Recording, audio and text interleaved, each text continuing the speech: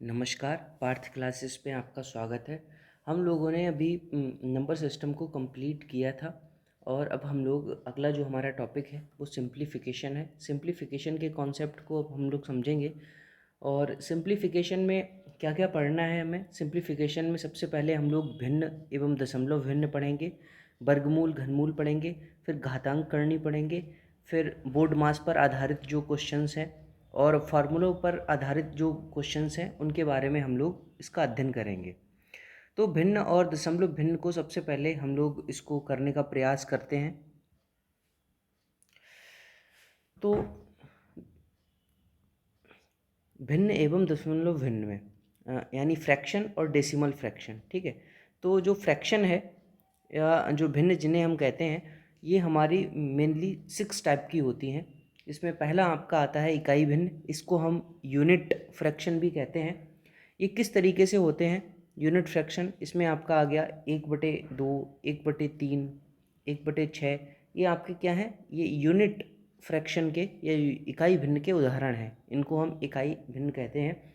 समरूप भिन्न किसे कहते हैं? तो समरूप भिन्न का जो उदाहरण है वो आपका रहता है 5/18 हो गया, है ना, और 7/18 हो गया, यानी जिसमें आपके हर की जो संख्या है जो 9/18 हो गया।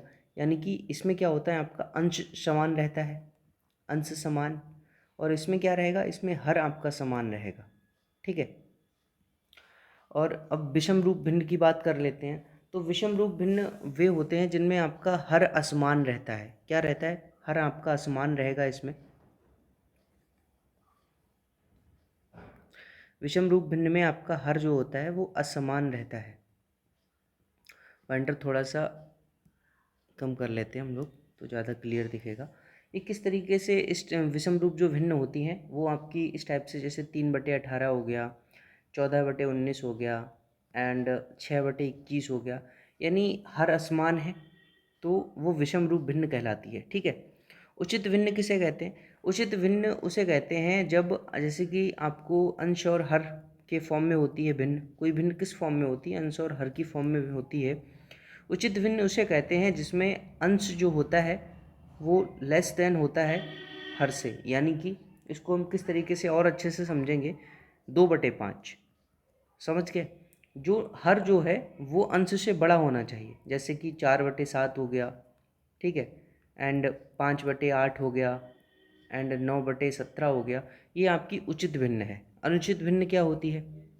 अनुचित भिन्न में ये उल्टा हो जाता है, इसमें आपका जो अंश है वो ग्रेटर देन होता है हर से, ठीक है। तो इसका एग्जाम्पल हम लोग देख लेते हैं, अनुचित भिन्न का एग्जाम्पल। अनुचित भिन्न के जो एग्जाम्पल्स हैं वो इस तरीके से समझेंगे हम, जैसे कि आपका 17/16 कर लो, ये एक अनुचित भिन्न है। क्यों? क्योंकि आपको इसको एक सही 1/16 लिख सकते हैं इसको, ठीक है, इसको डिवाइड कर सकते हैं आप, ये अनुचित भिन्न है।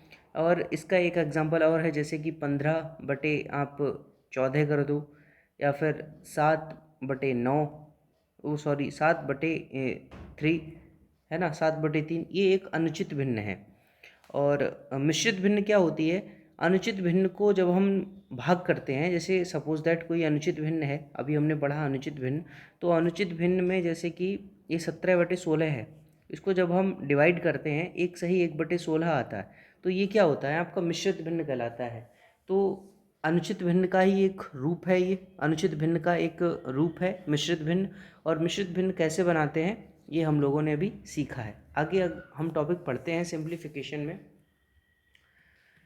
जो और भी बेसिक हैं उसको समझने का हम लोग प्रयास करते हैं। देखो, जैसे कि अगर कोई भिन्न होती है या कोई फ्रैक्शन होता है आपका, मतलब फ्रैक्शन यानी कि भिन्न, तो दो प्रकार की भिन्न होती हैं। एक होती है जो जिसमें हमें क्या होता है, जैसे कि सपोज दैट हम कोई नंबर लिखते हैं तो कुछ रिपीटेड होते हैं, जैसे 1/3 अगर हम करते हैं तो आपको क्या मिलता है? पॉइंट का 3 3 3 3 इस टाइप से आपको मिलता चला जाता है। तो ये रिपीटेड हो गया ना नंबर 3, है ना। तो और कुछ ऐसी भिन्न होती हैं, जैसे सपोज दैट आपको मैंने लिखा 6/5, तो ये आपको 1 पॉइंट का एंड 2 1 पॉइंट का एक गया और इधर आपका बचा हाँ सही है 1.2, दैट इज़ अ ग्रेट। तो ये इसमें आगे कोई नंबर नहीं होगा, लेकिन इस वाली भिन्न में आगे नंबर होगा, तो इसको हम कहते हैं बार वाली भिन्न। क्या कहते हैं? जिसमें बार लग जाता है, तो बार वाली संख्या होती है एक, और एक जिस पे बिना बार वाली संख्या होती है, बिना बार वाली संख्या। देखो जो बार वाली जो संख्या होती है उसको हम परिमेय भिन्न कहते हैं, परिमेय संख्या कहते हैं, सॉरी परिमेय संख्या कहते हैं इसे। क्या कहते हैं इसे? इसे हम कहते हैं परिमेय संख्या, इसे कहते हैं परिमेय संख्या। और जो बिना बार वाली जो संख्या होती हैं उनको हम लोग कहते हैं अपरिमेय संख्या। परिमेय और अपरिमेय संख्या को समझना भी बहुत इम्पोर्टेंट है। देखो अपरिमेय संख्या क्या होती है, जैसे पाई हो गया, ई हो गया, पाई माइनस ई हो गया, जितने भी कांस्टेंट हैं, ये हमने नंबर सिस्टम में जो लेक्चर्स थे स्टार्टिंग के उसमें मैंने इस चीज़ को समझाया था। जितने भी कांस्टेंट हैं वो आपके किस में आते हैं? वो सब आपके आते हैं अपरिमेय संख्या के तहत, ठीक है। और जो भी बिना बार वाली संख्या होगी, जैसे सपोज दैट मैं आपको बोलूँ 6.25, ये इसको आप जब ये कैसी संख्या है? बिना बार वाली है, तो बिना बार वाली संख्या होती है अपरिमेय संख्या। और जिसको हमने जैसे सपोज दैट 1.3636, तो ये जो है संख्या ये आपकी परिमेय संख्या है, क्योंकि इस पर बार लगा हुआ है। अब इसी पर बेस्ड हम जो है ये बार वाले क्वेश्चन के तहत हमारा जो पहला कॉन्सेप्ट है वो निकल के आता है। जैसे कि सपोज दैट आपको ये नंबर दिया मैंने, अब आपको इसे भिन्न में कन्वर्ट करना है। किस में कन्वर्ट करेंगे? आप भिन्न में कन्वर्ट करेंगे। तो इसका एक फार्मूला होता है ये, कि जितना सही दे रखा है, सही क्या दे रखा है आपको, ये फार्मूला है। आप इसको थोड़ा जूम कर मैंने जूम कर दिया इसको, आप इसको समझिए।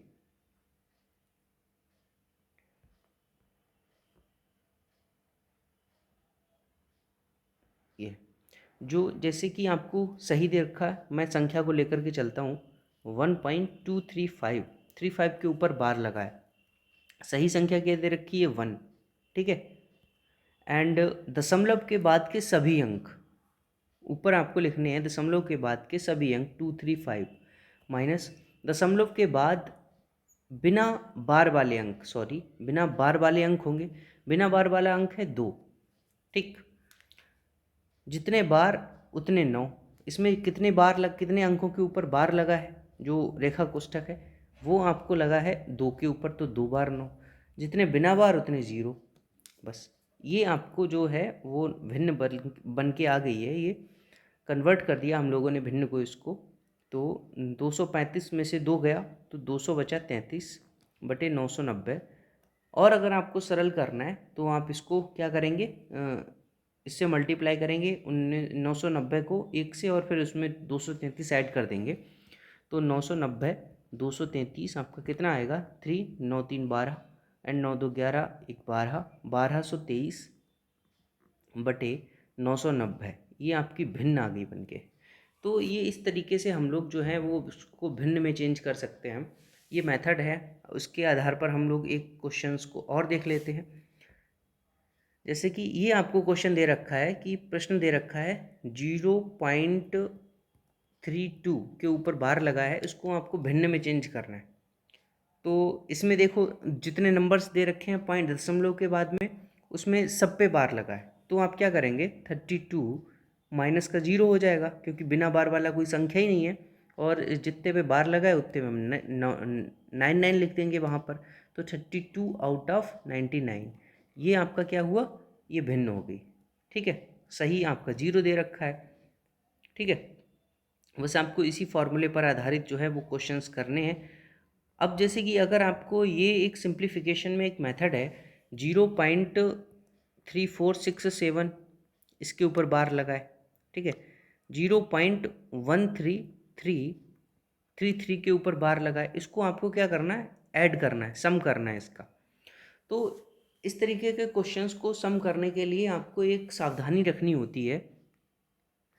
आप क्या करेंगे, जैसे कि जो बार वाली संख्या है उसको 2 या कम से कम 2 टाइम्स जो है वो लिख लेंगे, जिससे कि हमारी जो एरर होगी, कैलकुलेशन की जो एरर होगी वो बहुत कम हो जाएगी, ठीक है।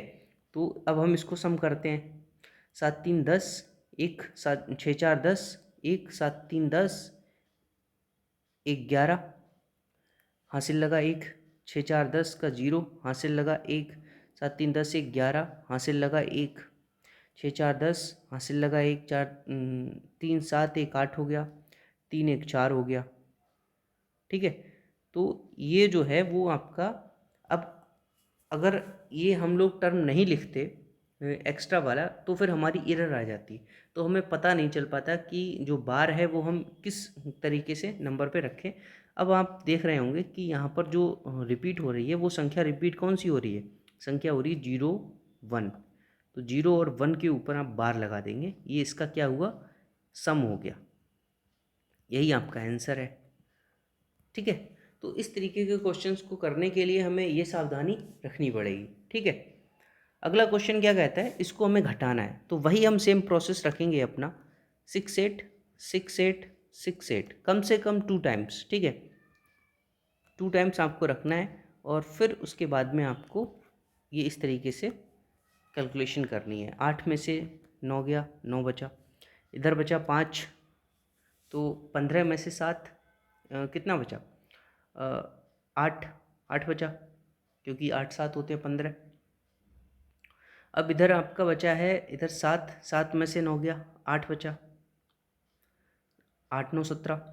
ठीक है, और इधर आपका फिर से बचेगा 8, क्योंकि इधर आपका 5 बचेगा तो 8 ही आएगा इधर, और 8 में से 9 गया, कितना गया, इधर एक हासिल फिर से आ गया ना इधर, तो एक हमने इधर से ले लिया था तो 7 फिर से, तो फिर से 8 हुआ, इधर फिर से 8, एंड इधर आपका 1 बचता है, इधर बचेगा 0, सॉरी इधर 0 बचेगा आपका। तो आप देख रहे होंगे कि जो बार लगा है वो किस पर लगा है, क्योंकि 8 8 ये जो है वो रिपीट हो रहा है नंबर। ठीक है, तो आपका जो आंसर होगा वो 0.88 के ऊपर हम बार लगा देंगे, ये हमारा आंसर हो गया। ठीक है, तो ये हमें सावधानी थोड़ी सी रखनी चाहिए इस तरह के प्रश्नों में। अगर आपको कोई बार वाली कैलकुलेशन करनी है तो उसको, बार वाली संख्या को कम से कम 2 या 3 टाइम्स आपको रिपीट करना है, फिर आप उसको सॉल्व करेंगे तो आपको उसमें आंसर में एरर देखने के लिए नहीं मिलेगा, नहीं तो आपको संख्या में एरर देखने के लिए मिल सकता है। ठीक है, बाकी हम लोग इसकी प्रैक्टिस करेंगे तो फिर और अच्छे से समझेंगे क्वेश्चंस को। ठीक है, अगला क्वेश्चन क्या कहता है, सिंप्लीफिकेशन का। इसमें त्रुटि वाले क्वेश्चंस को हम लोग करने का प्रयास करेंगे। इसमें क्या होता है, क्वेश्चन में क्वेश्चन कह रहा है हमसे, किसी छात्र को किसी संख्या का 15 से भाग करने को कहा गया, लेकिन उसने भूलवश 3 से भाग कर दिया, जिससे उसका अंतर पहले की तुलना में 16 अधिक पाया गया। तो हमें संख्या फाइंड आउट करनी है, ये जो संख्या है वो हमें फाइंड आउट करनी है। कैसे करेंगे, देखो सबसे पहले हम एक जनरल मेथड से इसको सॉल्व करने की कोशिश करते हैं। जनरल मेथड, किसी संख्या, हमने संख्या x मानी, उसको 15 से भाग करने के लिए कहा गया, वो भाग किससे करता है, वो 3 से भाग करता है। ठीक है, जिससे उसका अंतर पहले की तुलना में 16 अधिक पाया गया। अब हम इसको अगर माइनस कर दें तो ये हमारा हो गया 16, डिफरेंस है ना, अंतर। बस नॉर्मल आपको यही करना है सब। 3 पंजे 15, यहाँ पर x माइनस का 5x बटे 15 हो गया, एंड दैट इज 16, सॉरी, किसी छात्र को किसी संख्या का 15 से भाग करने को कहा गया, लेकिन उसने भूलवश 3 से भाग कर दिया, जिससे उसका अंतर पहले की तुलना में 16 अधिक पाया गया। पहले जो था, ठीक है, वो कम होगा, ये आपका उल्टा हो गया, 16 पहले की तुलना में 16 अधिक पाया गया। इस इक्वेशन को हम लोग थोड़ा सा ऐसे कर लेते हैं, x बटे 15 आपने किया, ठीक है, x बटे 3 किया, पहले की तुलना में 16 अधिक पाया गया जब वो ये डिवाइड करता है। ठीक है, तो इसमें आप 16 ऐड कर दोगे, ये इक्वल है इसके। अब आप करो कैलकुलेशन, 16 और ये x बटे 3 माइनस का x बटे 15, अब आपका आता है इधर 5x माइनस का x बटे 15, वो सॉरी 15 ही आएगा इधर, क्योंकि हमने 15 एलसीएम लिया है 16। अब इधर 16 इज इक्वस टू 4x बटे 15, 4 चौक 16, x इज इक्वस टू आता है आपका 60। ठीक है, ये तो हमारा जनरल मेथड हो गया। ठीक है। जनरल मेथड अगर जनरल तरीके से आपको क्वेश्चन सॉल्व करना है तो आप इस मेथड को यूज़ कर सकते हैं। बाकी एक इसका एक ट्रिक है, या उसको फार्मूला आप मान सकते हैं या ट्रिक मान सकते हैं, उसको हम लोग देख लेते हैं।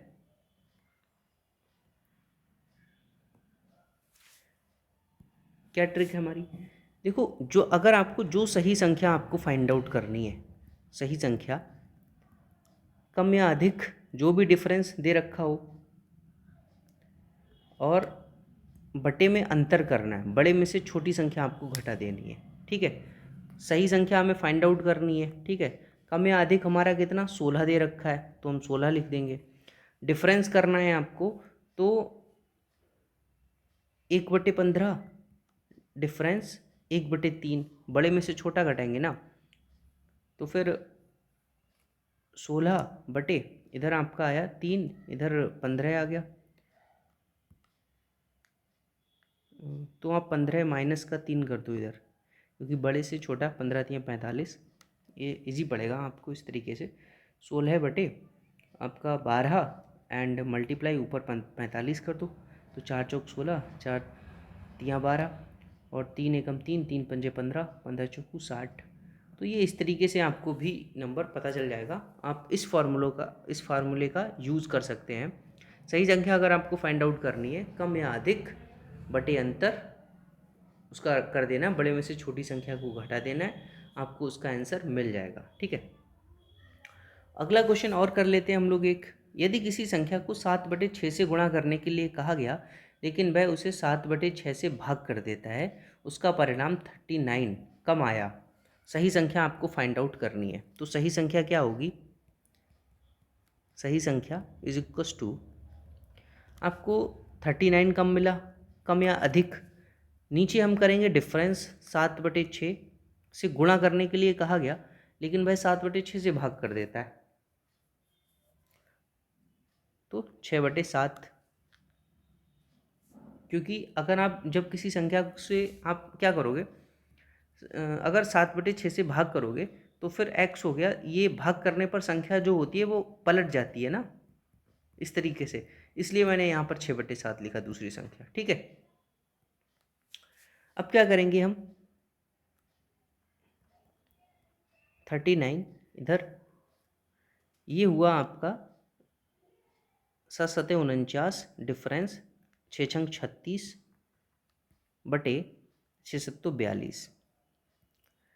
39 बटे ऊपर आपका 42 आ गया। ठीक, एंड 49 में से आप 36 घटाएंगे तो आपको कितना मिलेगा, 4 उधर 9 इधर, 13 मिला। 13 तियाँ 39। ठीक है, अब आप 42 को 3 से मल्टीप्लाई करेंगे, 3 दूनी 6, 3 चौक 12, 126 आपको जो है वो संख्या मिल गई। सही संख्या कितनी है, 126। तो ये नॉर्मल सा एक फार्मूला है, आप उसको याद कर लीजिए और उसको समझ लीजिए, क्योंकि इस तरह के कई सारे क्वेश्चंस जो हैं वो एग्जाम्स में पूछे जाते हैं, और इसमें कतई बिल्कुल भी समय नहीं लगना चाहिए कैलकुलेशन में। एक विद्यार्थी ने किसी संख्या को 5/3 से गुणा करने के स्थान पर 3/5 से गुणा कर दी है, परिकलन में उसे कितने प्रतिशत की त्रुटि होती है? ये एक और अलग प्रकार है। देखो, परसेंटेज ऑफ एरर अगर आपको निकालना है, ठीक है, तो इसका फॉर्मूला होता है अंतर बटे प्रारंभिक या इनिशियल वैल्यू, प्रारंभिक मान मल्टीप्लाई 100। ठीक है, अब हमें डिफरेंस इनका निकालना है, अंतर निकालना है। अंतर क्या करोगे आप, 5/3 अंतर 3/5। ठीक है, दोनों में गुणा करने की बात कही है, यहीं पे अगर वो भाग करने की बात करता तो हम संख्या को उलटते, चूँकि गुणा करने की बात की गई है तो आप संख्या वही रखेंगे। इसका अंतर कितना आएगा आपका, 25 माइनस का 9 बटे 3 पंजे 15, यानी कि आया आपका अंतर 16/15। ये क्या है, डिफरेंस या अंतर। ठीक है, ये आपका आया 15/16 जो है वो अंतर आ गया, डिफरेंस आ गया है। अब आप परसेंटेज ऑफ एरर निकाल लें। परसेंटेज ऑफ एरर में आप 16/15 करेंगे, इनिशियल वैल्यू कितनी है? इनिशियल वैल्यू है आपकी 5/3 आरंभिक वैल्यू, ठीक है। एंड चूँकि आप संख्या से फाइंड आउट करेंगे तो यहाँ पर x की वैल्यू आएगी, वो x आपका कट जाएगा, इसलिए इसको मैंने इंट्रोड्यूस नहीं किया इसमें, वो जनरल मेथड के तहत आ जाएगा। तो अब आप 100 करते हैं तो 3×5 = 15 हो गया, ठीक। तो 16/25 मल्टीप्लाई बाई 100, 25×4 = 100, यानी कि 16×64 आपको एरर मिलता है। कितना मिलता है? 64%। तो आज का जो सेशन है वो यहीं तक है। आप वीडियो को लाइक, शेयर एंड सब्सक्राइब करो। आपको अगर किसी भी प्रकार की कोई क्वेरी है या कोई कॉन्सेप्ट समझ में नहीं आया है, आप उसको कमेंट बॉक्स में इंक्लूड करो एंड हमारे चैनल को लाइक, शेयर एंड सब्सक्राइब करो, ठीक है। टेलीग्राम चैनल को आप लोग ज्वाइन कर लो, हमारे फेसबुक पेज को लाइक करो एंड उसको फॉलो करो। And thanks for watching, please subscribe our channel. Thank you.